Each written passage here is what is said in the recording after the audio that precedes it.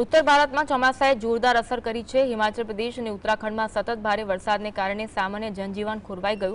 છેલ્લા 2 દિવસથી હિમાચલના ઘણા વિસ્તારોમાં મુશળધાર વરસાદને કારણે પરિસ્થિતિ કાબુ બહાર થઈ ગઈ છે। નદીઓ અને નાળા છલકાઈ રહ્યા છે। ભૂસ્ખલનની ઘટનાઓ સતત બની રહી છે।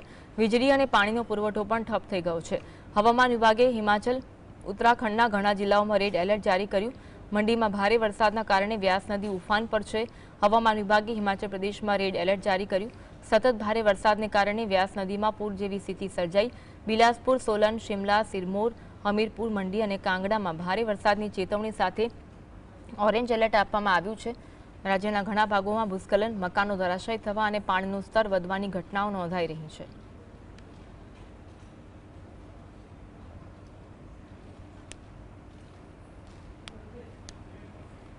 लैंडस्लाइड हो रहे हैं और ब्यास नदी का जो स्तर है वो उफान पर है। और यहाँ पर भी देख रहा हूँ मैं, साथ वाली पहाड़ी जो है यहाँ से बहुत सारा लैंडस्लाइड हो रहा है। मेरी आमजन से यही रिक्वेस्ट है कि घर में ही रहे, घर से बाहर ना निकले और सुरक्षित स्थानों पे जहाँ है वहाँ रहें और कोई भी ट्रैवलिंग ना करें।